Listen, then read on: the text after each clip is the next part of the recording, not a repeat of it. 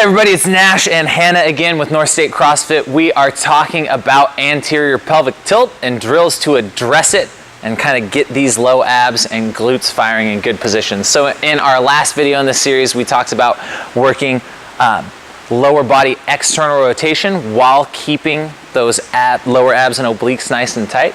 Today we're going to work on pressing overhead while keeping this same position. Something that you might have noticed is when we see a lot of people pressing that don't have very good control of their obliques and lower abs, you'll see a position that looks somewhat like this, which can be tied to a lot of shoulder tightness, because if you're always in this position, we can't really use the mid back to open the shoulders up at all. So the traps are going to get really kind of dominant in that overhead position. So you might be someone who's rolled out your traps and your shoulders a whole bunch and you haven't seen any improvement in that mobility.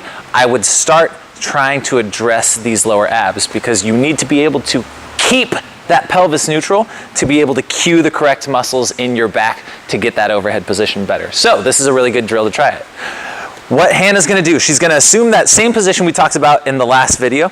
Nice wide stance, knees out, tucking those hips underneath her. And now she's gonna take this ball, and we are using a med ball because it requires a little bit more control throughout the whole arm as we press. And with her shoulders staying back and down, she's gonna press that ball as high as she can overhead, keeping the lat engaged. This is a really difficult movement, so you're gonna see her mess it up a couple of times as we're going. And you'll notice we have a little bit of extension in the T-spine. That's not ideal in this position, but she's helping open that position up because she's working this. So she's gonna try to relax the trap and keep the lat engaged without losing this.